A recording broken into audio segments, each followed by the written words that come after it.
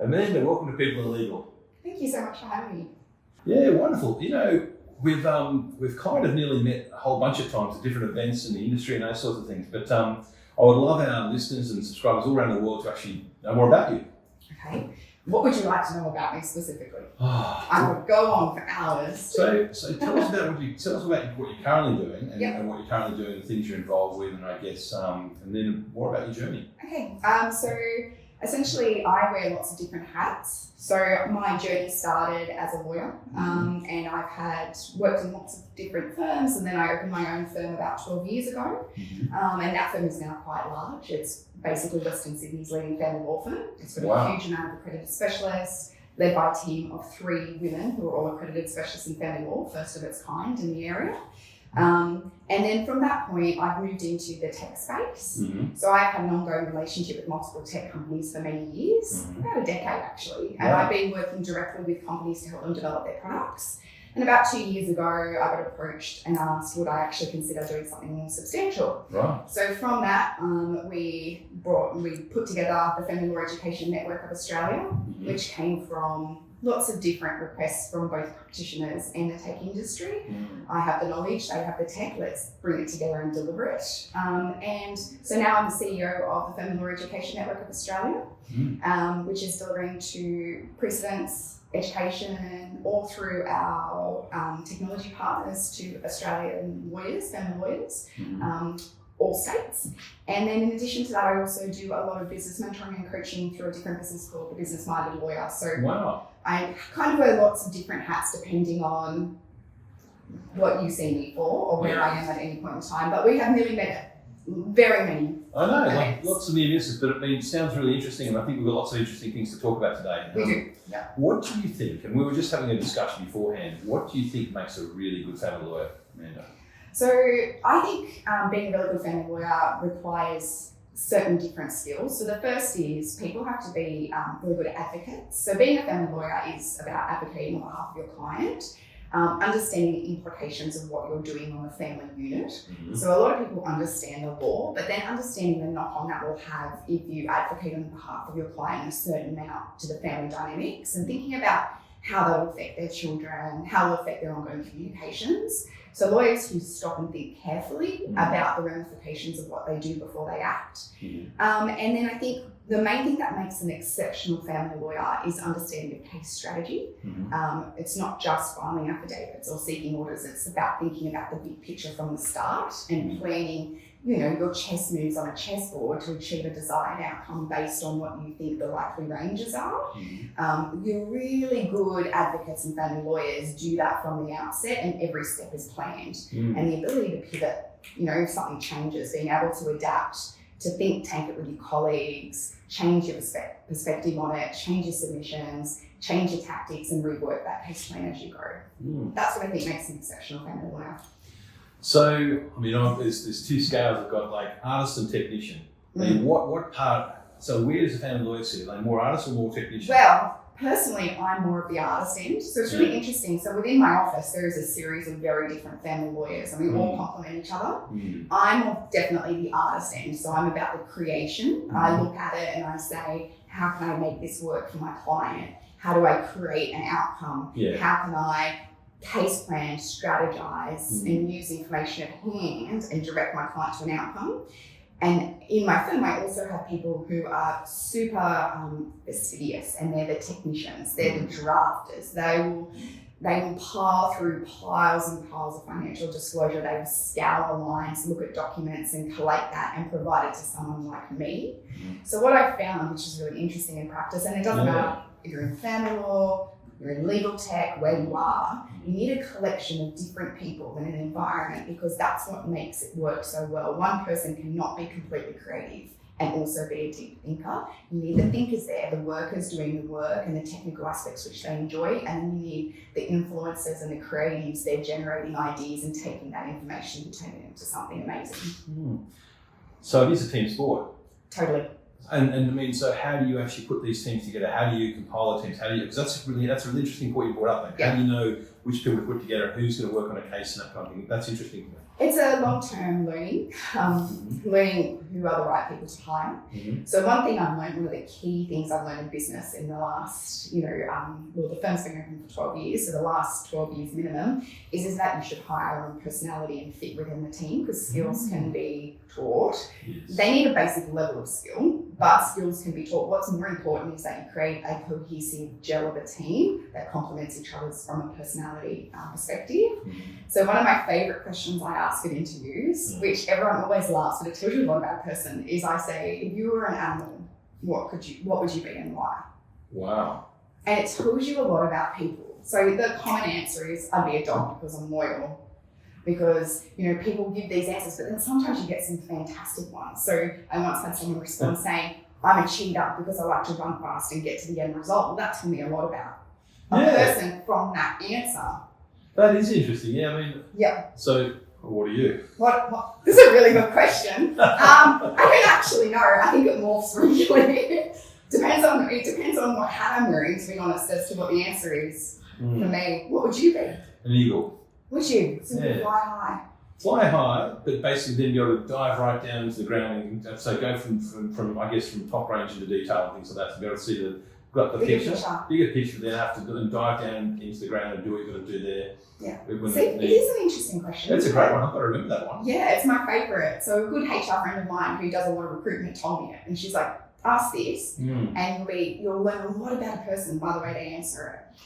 There actually, I mean, just on that topic, actually, it's something that springs to mind actually in my other sort of life, which is around the recruitment business. It's around that there's a magic word should. This should be the case. This should be what should happen. Da, da, da. And that to me is like a real red flag word that people use in I guess in the hiring sort of stuff. Yeah, they should provide this. They should do that, and those sort of things. So it's one of those red flag words you see. Yeah, it's not definitive. Yeah, that's the thing. I mean, I think it's nice to see. It's interesting as well on the recruitment side that when you're looking at people, when you're hiring people and looking at backgrounds and things. I mean, people that come from family businesses, people that have. I guess the things that people do when they've actually left school or at school are really interesting. You mentioned before you've got a really interesting story because you had a full-time job and you studied full-time as well. I mean, yeah. So I grew up in a family where work ethic is the most important thing. So even when I was in high school, the answer wasn't what grade you got, it was what grade for effort did you get. So I grew up in a household where you were told 100% of everything that you do and do it well and always apply yourself. And I transferred that work ethic throughout my entire education and career. So I was full-time studying law at night, 4 nights a week, 6 to 10 p.m. at university, and working full-time all week. And then I had a second job on weekends to make money to pay the bills. Wow. So I've always worked. I actually don't know how not to, which is a really interesting concept. But that work ethic has transferred quite well into the career I chose, which is in my primary career, or was my primary career prior to moving into the tech space, was family law, which I think is a vocation, not a job. Because it's you're involved in something that you can't knock off at 5 o'clock. When the family needs you, you need to be available to them to get that recovery order for the child who's been taken. It's not a choice whether or not you do it because you chose the career, so it's a vocation. Interesting. Yeah. If you go back to yourself, years ago when you started the business up, and give yourself some advice, what would you say? From a business perspective, the biggest lesson I've learned, which I would tell myself, is that business isn't personal, which sometimes when you first start is very hard to understand. So I would tell myself that, HR is difficult, but it's not personal. Yeah. Business is difficult, but it's not personal. Yeah. So when things don't go the way you want them to go, that's okay. It's not personal. Yep. You just take that as a learning experience and then apply those skills and the knowledge that you've learned from that mistake or what happened in that environment to the next time that it occurs. Mistakes are good. They are good. I mean, the only way to learn. Exactly. So what would you say, I guess, one of the biggest challenges you've actually had in your career today has been, and I guess what motivated you to get through that? Yeah, so from a career perspective, if I look at the business aspect, and we'll talk about career, so running the firm or the tech company I've currently got, the biggest challenge for me is a seat at the table, is the way I would call it. So in an environment, it can be quite difficult when you're new to an environment for people to recognise your abilities and see the opportunity that lays with you. And it takes a very long time for people to understand what you can offer, for you to be able to build that rapport with people that you don't otherwise or wouldn't have previously have met. So I find getting the seat at the table is the hardest part. And I've spoken to, in business mentoring, so many law firms, and they all say the same thing, is that getting a seat at a table to make a difference, or being involved in something larger than what they are, or being able to be involved in those things and being invited into those events is the hardest part. And then HR. HR is a big one. I mean, it's all about people. Isn't it? You put internal lights off at the end of the day and people have gone, businesses, not the people drive the business. Yeah. Well, look, when I started my firm a long time ago, and when I was a lawyer, women weren't really predominant in the owning firms, being partners in firms, and also in the legal tech space. It wasn't. I came through when there was brick walls everywhere around me, especially where I'm from, Western Sydney. It's definitely a male-dominated environment and still is now. There are very few female-owned firms. And so we had to break a lot of brick walls, and I did a lot of that on my own until I was able to generate enough work that I could bring others in who believed in the same ethos I did. And I've kind of taken that with me into the next stage of my career, which is my content and tech development. I'm there, I'm getting in, I'm punching on, I'm giving it my best all the time. And I want to know more about Selena. So tell me more about that business and actually, this how it's actually helping practitioners. So the Family Law Education Network of Australia, known as Selena, started about 2 years ago. So for about the last decade, I've been the calling place for a lot of family lawyers. When things change, when the laws change, when cases change, when they need help, people will call me. And I was taking law firm owners' calls all the time. So I take hundreds of calls a year. I'd help people draft their documents. I'd help them understand legislation. I'd spend a lot of time basically gifting my time to other practitioners so that they had, they could function better. And it got to the point where I was approached by Smokeball, and Smokeball actually said to me, Amanda, we would love for you to create and curate some family law content. Would you be interested in doing that? And I thought, how transferable is that? I've been doing this the entire time on a bespoke basis. Let's turn that into something usable. So that was triggered essentially by the changes in 2020 to the Family Law Act and the regulations. They brought in a new sanitary practice direction. It basically created this immediate need for family lawyers to access brand new material that nobody had time to draft. And being the workaholic I am, I saw that as an opportunity, and I used that and leveraged that to create like a precedent bank of over 150 precedents.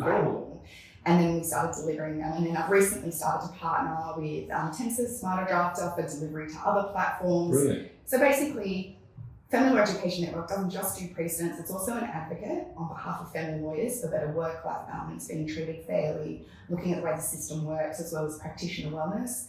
There's huge issues with vicarious trauma in family law that's not well addressed, and family lawyers aren't supported.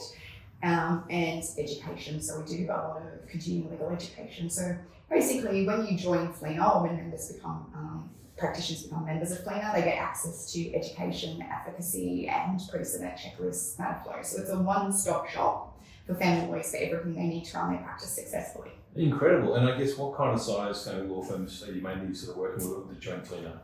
So what we find is it's definitely the small to medium-sized firms. So it's the firms who don't have someone like me sitting there available to adapt their precedents at a drop of a hat, who'd like to have access to precedents written by accredited specialists with juniors so that they require less supervision. So it basically what it does is it increases profitability tenfold because it's such a systemised process, and the precedents are so smart and so intuitive, and they know exactly what to do at each stage, that the law firm owner's supervision drops because the consistency of the advice delivered increases. Brilliant. You have better quality coming out of a firm. And so the value really seems to be that mid and small firm. They find it highly valuable. Excellent. And you mentioned about practitioner wellness. That got my attention. I mean, Yeah.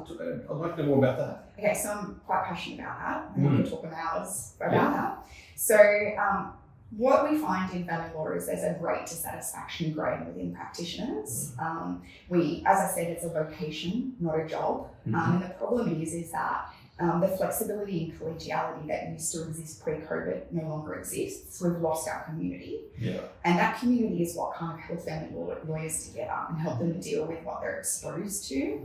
And so the practitioner wellness perspective for me is about supporting individual practitioners by giving them access to resources to help them deal with trauma, to help them deal with what they're exposed to.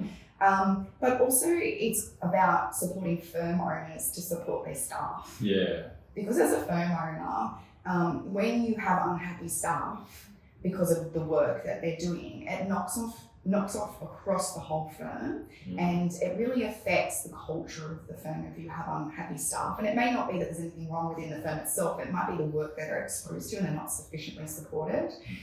I'm predicting, and we can look back on this podcast in 10 years, that there's going to be a real skill shortage for senior family lawyers in the next decade, because we're finding a lot of the younger generation are starting and being like, wow, this is just not what I want. I'm not signed up for this. And we're losing them. So we have this huge divide between the seniors who are transitioning out and what are moving into retirement and my age towards retirement. And then there's a really big gap of skills. So what's going to happen when my generation retires is I think we're going to see a lack of skilled practitioners because there's not many actually working at that level because the work's hard.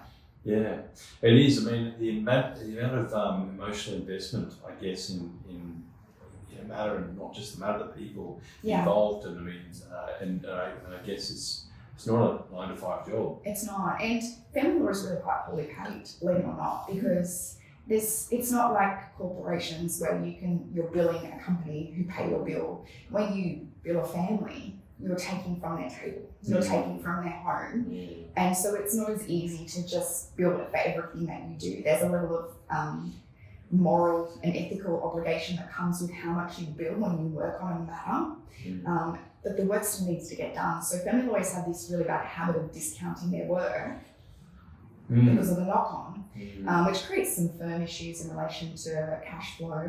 But going back to the practitioner wellness perspective, why I'm so passionate about it is when I'm on my way out, I would like to see others stepping through who have a healthier work-life balance, who understand vicarious trauma, for supports to be in place for the younger generation so they don't burn out. And I think there's a certain obligation on my generation to build those frameworks. Yeah, so incredible sort of facilities people to access. I mean, and also, well, I guess from a best practice point of view about what a really good family law firm looks like versus one that's coming in some things to fix. Yeah, look, and it's really interesting. So what I find is that up and coming firms and the firms like myself that are nimble, we're innovative and nimble, do really well in the space because we can turn on a dime. It's the same in tech. Right? If you want to do well in tech, you need to be nimble, you need to be able to turn on a dime, you need to be able to if something happens, take it and make it an opportunity. So my favorite thing is in our office for family law or for the tech aspect, whatever business I'm working in, something happens and it's not what we predicted. I'm like, how are we pivoting? How are we taking this? How are we going to pivot it and turn it into a positive? What are you going to do with that? Don't come to me with, we have a problem, come to me with, this is what's happened and here are 3 possibilities that we can action it to make a positive benefit from that. Brilliant. What do you think Flea looks like in a year's time? It's very exciting. So I think there's going to be a lot of really, really big things happening for Flea. Our uptake is huge. Practitioners absolutely love it. I can see why. Yeah. The tech community is really embracing it. What I really bring and Flea brings is the content, the knowledge, the passion. That's right. And the partners, the tech partners we're partnering with can see that and they're like, let's harness that and let's work together to deliver something different. So I'm actually really looking forward to it, and I think it's really only an upwards trajectory for Family Law Education Network, and I feel like it's contagious and catching. I can see why. I can see why as a sort of a small sort of medium family law firm, why they want to get access to an expert who knows, who's got the content, who knows how to actually keep the staff, how to make things better and make it a better experience and a better operating firm. You mentioned as well, actually, from a tech partnership point of view, I mean, one of our sponsors, well, not one, but our sponsor today is Tensis, and I think you're working with Tensis as well. Yeah. So Tensis is all their products, Smarter Drafter, is how we deliver our precedent subscription to all the major management systems.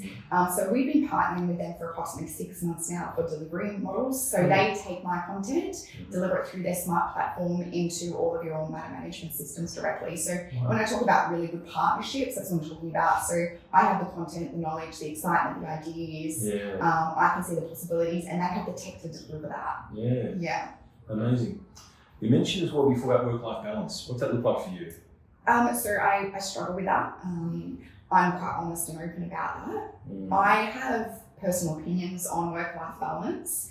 I think the key to work-life balance is the choices that you make that you're satisfied with personally. So what my version of work-life balance is and what your version are two completely different things.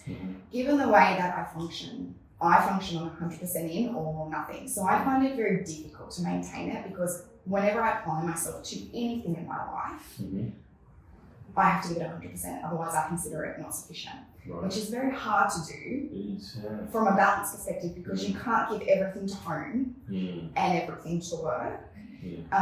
The people who have the ability to adapt and change and be happy with a balance seem to do much better. So one of the things I've got coming up at a big event that we're having is I'm talking about values versus goals-driven life and what that means and how that helps with work-life balance.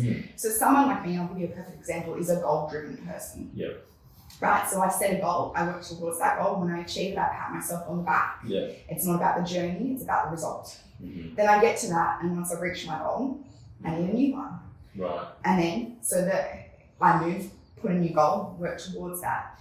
A values-driven life, when it comes to work-life balance, means that you would enjoy the journey of reaching the goal. So you would appreciate the small things every day and be like, I'm really grateful for this, and I really enjoy being here and having this and doing this segment and this podcast, and I really enjoy my engagement with people on a daily basis, and I love doing creative things as opposed to focusing on the goal. So the meaningfulness is achieved every day in every step of what you do, as opposed to the pat on the back for the goal. And what that means for work-life balance is that you get a sense of achievement each day, which allows you to better balance because you feel fulfilled by what you do every day.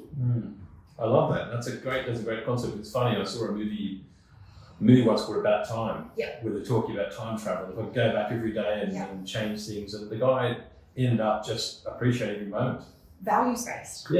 So it's actually something new that I've come up, like I've really gotten into in the last 12 months, and it's changed my way of thinking and the way I live my life.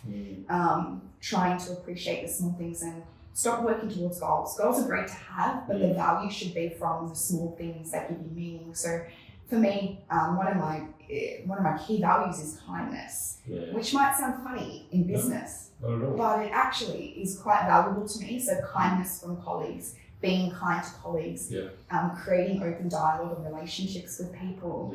And you know what? People really respond to that. They do. And so I get value out of that engagement. They get value out of that engagement. And it makes every day more valuable for everybody.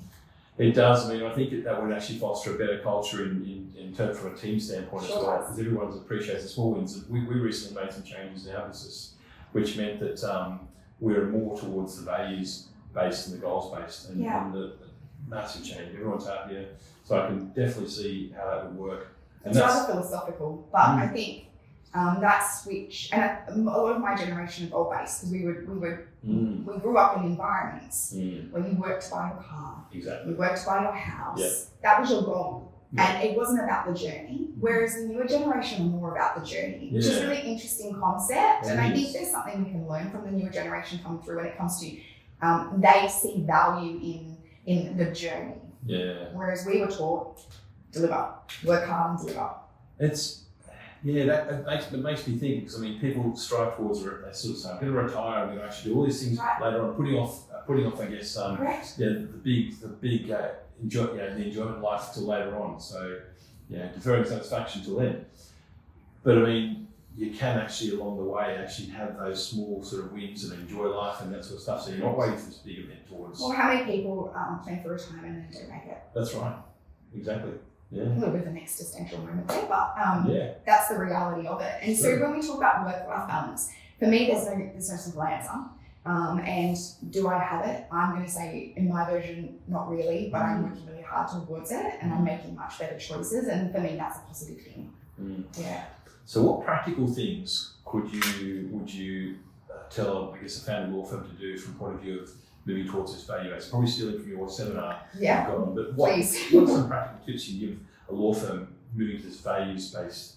So what I would start with is actually spending some time with each of your employees and identifying what they value personally, and then trying to implement that for them. And as an employer or someone that's running a firm, when someone feels appreciated, they perform better. They are more loyal. They stay longer. So if you can identify, for example, if their value is kindness, or their value is that they enjoy things like people appreciating the creativeness of what they've done, or it's a really interesting discussion to have with somebody. And there's a great guy called Dr. Richard Harris. And Dr. Richard Harris has a bunch of videos you can watch online, which explains this really in depth. And there's lists of different values, and give them to your employees and say, identify 3 of your core values for me. And then you can start looking at those and saying, how can I implement these so that they get that satisfaction within the practice? And you'll see your staff retention go through the roof. And that's something you can actually help law firms with? Yeah, absolutely. Okay. Yeah, so it's a really interesting concept, and it's very different. I like it. I really do. Yeah. I can actually see why staff retention, because I mean, that's a key thing. You lose your staff member, it's just horrible. Correct.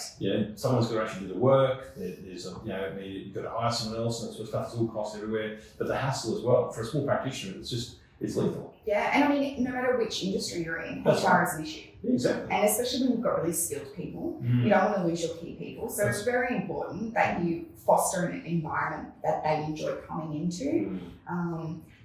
So I have that very unique perspective from a philosophical point of view, which I apply to business, and I'm encouraging everyone that I mentor and support to do the same, because I think it's really valuable.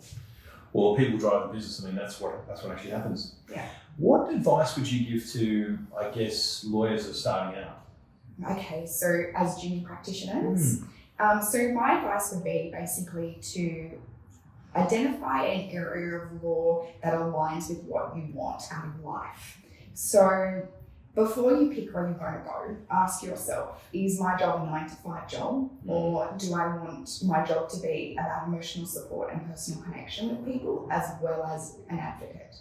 And it's really important that you make that decision. So a lot of lawyers will say, no, I don't touch family law. That's because they already know that personal aspect is not what they're looking for. They're looking for a 9-to-5 job where you're working systematically through contracts and engagement. So I think you really just need to ask yourself, what do I want for myself in the future? And then pick a law type or a career type that matches your long-term goals. So if you don't want to be working 60-hour weeks and working back late to do recovery orders, don't be a family lawyer. Exactly. How do you think technology, just in terms of swinging back to, I guess, operating business as usual, and also, I guess, with Lena, I mean, how is technology making things better for family law firms? Okay, so just generally speaking, I'm a huge fan of technology. I'm always an early adopter. You give me something, I run with it. I will test it, I will beta test it for you. I will give you the feedback you need, because I love technology. So I think AI is the future. Yes. I'm very excited about products that I can see coming out. And I think for family law, it's going to make a huge difference to family lawyers. The idea of being able to create chronologies from bundles of documents without you having to sift through it, for financial disclosure to be dissected and delivered in palatable ways. This is really interesting, because a lot of family lawyers and lawyers in any industry are scared of AI. But it's going to take my job. It's not going to take your job, because nothing replaces advocacy. Exactly right. Nothing replaces courtroom skill or the ability to connect with people or to get the information you need from them. AI can't do that. Correct, that's right. AI can do all the heavy lifting from a technical aspect. Exactly, But it can't run a case Yeah. It can't stand up in front of a judge and advocate on behalf of the client Mm. and persuade a courtroom in criminal matters or enter into negotiations in commercial litigation between companies because you'll be able to read the room. AI can't read the room. Or take a phone call 8 o'clock at night time from somebody who's upset. Right? And so the reality of it is, from my perspective, I love tech because tech allows me to do the things I actually enjoy about practice and takes away the administrative burden. And for family law, it's going to be a game changer. You're going to see changes in the next 12 to 24 months. It's going to completely revolutionise the way we practice. Amazing. Ben, we're really, really grateful for you actually giving us time today. And it will actually put in the podcast comments where they can find more about you and about the coaching services, about Planner and everything else as well. But really grateful. Thank you so much for your time today. Thank you very much for inviting me. I appreciate it. Brilliant. Thanks, Amanda.